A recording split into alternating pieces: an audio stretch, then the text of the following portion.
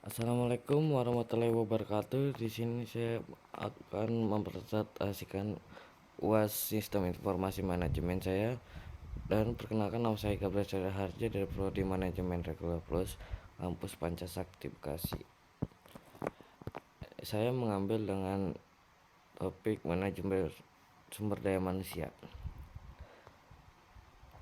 Pengertian sumber daya manusia adalah upaya perusahaan untuk mengolah sumber daya manusia yang dimiliki dalam rangka mencapai tujuan perusahaan yang telah ditetapkan. Target perusahaan jadi tujuan utama untuk semua pekerjaan yang dilakukan oleh karyawan.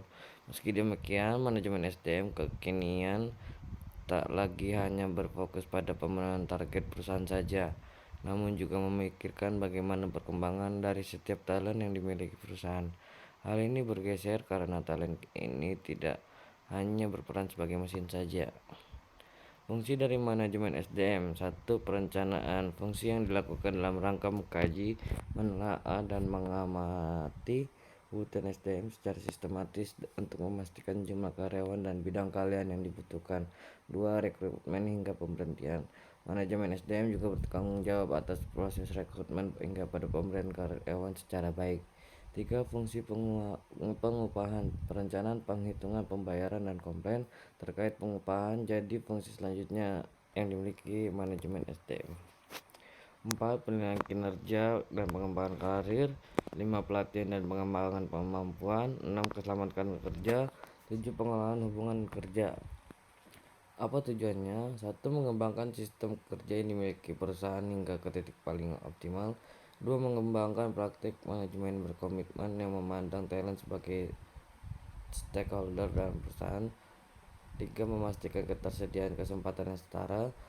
4. Memastikan hak talent selalu dihargai dan dapat disesuaikan dengan prosedur. 5. Menciptakan iklim kerja yang efisien, produktif untuk semua orang dan mendukung perkembangan individu setiap talent. Manfaat SDM merupakan aset terpenting dalam perubahan perusahaan, sehingga hal ini perlu dirancang secara efektif. Perusahaan dapat memanfaatkan SDM yang sudah ada secara baik. Pengelolaan SDM: perusahaan harus memperhatikan kekuatan dan kelemahan perusahaan, seperti jumlah karyawan yang tersedia, masa kerja, pengetahuan, dan keterampilan. 2. Produktivitas dari karyawan yang sudah ada semakin meningkat. Manajemen SDM yang baik tentu akan proporsionalitas dalam penempatan formasi karyawan.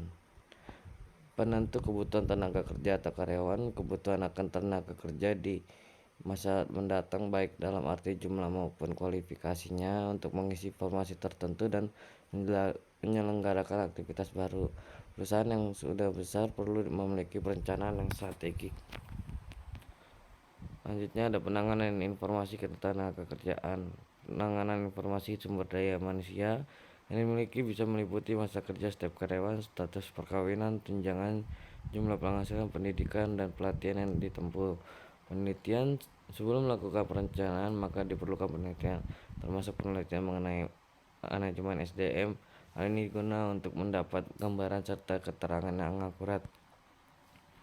Manajemen sumber daya manusia memang bersifat krusial karena mengelola elemen dari hidup perusahaan atau bisnis secara langsung. Tanpa perusahaan bisa menghabiskan banyak sekali anggaran hanya untuk menemukan dan memanfaatkan talenta yang diperlukan. Sekian dari saya, Gabriel Harja. Terima kasih.